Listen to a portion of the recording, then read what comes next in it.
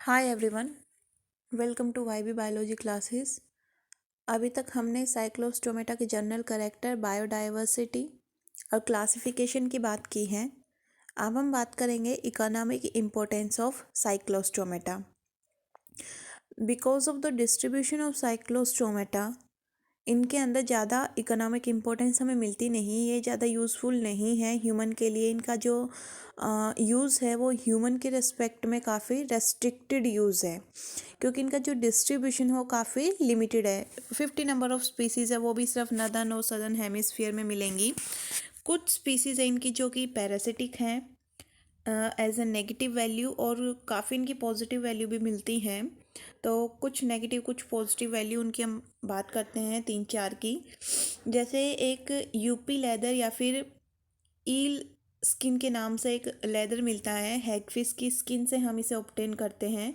ये mainly clothing के लिए, बेल्ट के लिए और जो दूसरी एसेसरीज़ हैं वो बनाने के काम आती है। इसे मार्केट में एज यूपी लेदर या फिर ईल स्किन के नाम से सेल आउट किया जाता है।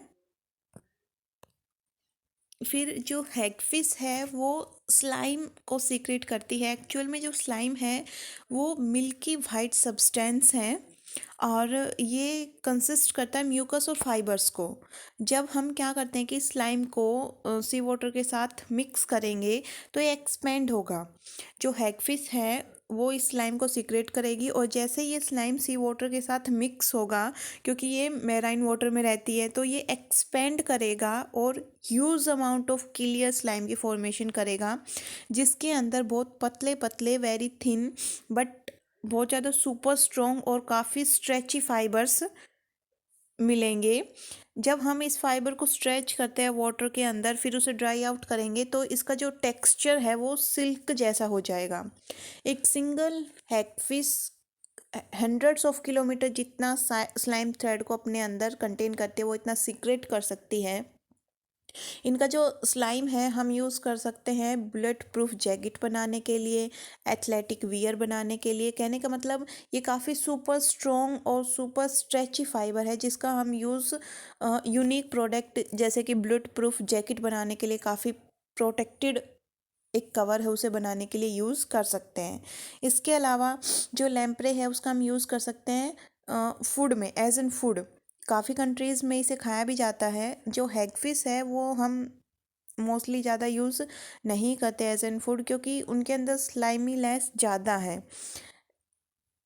हैगफिश को हम क्या करें कि इसे जिंदा एक कंटेनर में डाल दें और इसे इरिटेट करें एक स्टिक से, तो जो हैगफिश है वो स्लाइम प्रोड्यूस करेगी लार्ज क्वांटिटी में, और इस स्लाइम का हम यूज़ कर सकते हैं एग वाइट की जगह कुकिंग में। एग वाइट जहाँ हम यूज़ करते हैं उसकी जगह हम इसे यूज़ कर सकते हैं, इसके स्लाइम को। इसके अलावा जो लैम्प्रे है वो फिशेस को, उनकी जो आसपास की विसिनिटी में फिशेस रहेंगी उनके ऊपर काफ़ी एज एन पैरासाइट फीड करेगी, और ये इसके आसपास रहने वाली काफ़ी फिशेस की जो पॉपुलेशन है उसे डिक्लाइन करने के लिए रिस्पॉन्सिबल है। ये जो हमारे लिए काफ़ी कमर्शियली यूज्ड फिशेस हैं, जिनका कमर्शियल लेवल पे काफ़ी यूज़ होता है, उनको उनके नंबर को रिड्यूस कर देती हैं। तो इसकी ये कुछ इकोनॉमिक इम्पोर्टेंस थी। अब हम बात करते हैं कि एफिनिटीज़ ऑफ साइक्लोस्टोमेटा, इनका इवोल्यूशन में क्या रोल है, क्या इनका फाइलोजेनेटिक रिलेशनशिप है दूसरों के साथ, ये कहाँ से इवोल्व हुई, इनसे कौन इवोल्व हुई, इनका ओरिजिन कहाँ से हुआ, इनकी क्या रिजेम्बलेंस है दूसरे जो सेफेलोकोडेटा हैं, फीसिस है, उनसे कैसे रिजेंबल करती हैं, वर्टिब्रेटा हैं उनसे कैसे रिजेंबल करेंगी, इनके कुछ स्पेशलाइज्ड करेक्टर हैं वो क्या है, वो सारे इन्हें एफिनिटीज़ के अंदर पढ़ेंगे। तो जो क्लास साइक्लोस्टोमेटा है वो काफ़ी इंपॉर्टेंट लिंक है ये समझने के लिए कि जो वर्टिब्रेट है उनका इवोल्यूशन कैसे हुआ।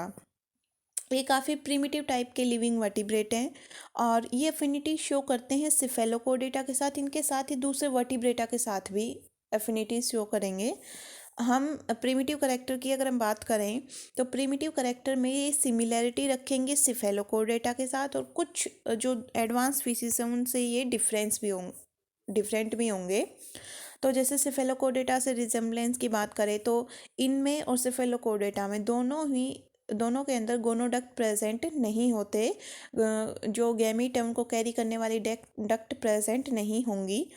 एक्सटर्नल फर्टिलाइजेशन प्रेजेंट होगा एक्वेटिक एनवायरनमेंट में। इनके अंदर न्यूमरस गिल स्लिट मिलेंगे और सेगमेंटल मायोटॉम्स मिलेंगी। एलिमेंट्री कैनाल दोनों की ही स्ट्रेट और सिंपल मिलेगी। इसके अलावा जो डिफरेंसेस है दूसरी फिश से वो क्या कर होते हैं कि भाई फिशेस में गोनोडक्ट मिलेगी, इनके अंदर गोनोडक्ट नहीं मिलती। फिशेस के अंदर जो वर्टिब्रल कॉलम है और क्रेनियम काफ़ी वेल डेवलप्ड मिलेगा, इनके केस में इतना वेल डेवलप्ड नहीं मिलता। फिशेस में जो एडवांस फिशेस है like bony fish, cartilaginous fish, उनके अंदर स्टमक और स्प्लीन प्रेजेंट होगा, इनके अंदर नहीं होता। उनके अंदर स्केल मिलते हैं फिशेस के अंदर, एडवांस फिशेस के अंदर इनके अंदर स्केल्स एब्सेंट होंगे। इसके अलावा एब्सेंस ऑफ ट्रू टिथ, इनके अंदर इनके माउथ में ट्रू टिथ नहीं मिलते। फिर एडवांस वर्टिब्रेट के करेक्टर की बात करें तो मतलब इनके अंदर वर्टिब्रेट वाले कौन से करेक्टर हैं या फिर इनके अंदर जो एडवांस फीचर हैं उनकी बात करें तो इनका जो हेड है उस हेड के ऊपर पेयर्ड आई और इंटरनल ईयर मिलेंगे, जो कि एक एडवांस करेक्टर है। क्रेनियम ब्रेन को कवर करता है, ऑल्दो कम्प्लीटली नहीं करता बट करता है। और स्टेटिफाइड एपिथेलियम प्रेजेंट होगा। Gills as an respiratory organ present होते हैं। लेटरल लाइन सिस्टम प्रेजेंट है। हेपेटिक पोर्टल सिस्टम प्रेजेंट है। इरेथ्रोसाइट ल्यूकोसाइट ब्लड में प्रेजेंट है। तो ये इनके कुछ एडवांस फीचर हैं या फिर ये कहते हैं कि वर्टिब्रेट से रिजेंबल करने वाले फीचर हैं। इसके अलावा स्पेशलाइज्ड करेक्टर की अगर हम बात करें तो सेक्टोरियल टाइप का माउथ, पूरे वर्टिब्रेटा के अंदर सिर्फ यही ऐसे हैं जिनके अंदर सर्कुलर सेक्टोरियल टाइप का माउथ मिलेगा। बक्कल फनल प्रेजेंट है बट उस बक्कल फनल पे ना हॉर्नी एपिडर्मल टिथ प्रेजेंट है, जो होस्ट फिश है उसकी स्किन को कट करने के लिए। सिंगल नेरिस प्रेजेंट है। पावरफुल टंग प्रेजेंट होगी और ये इनकी जो सलाइवरी ग्लैंड है वो एंटीकोगुलेंट को सीक्रेट करेगी। पोस्टीरियर पोजीशन में गिल स्लिट्स मिलेंगी। और जो भी करेक्टर हमने डिस्कस किए कि इनका रिजेम्बलेंस है सिफेलोकोडेटा के साथ, फिशिस के साथ,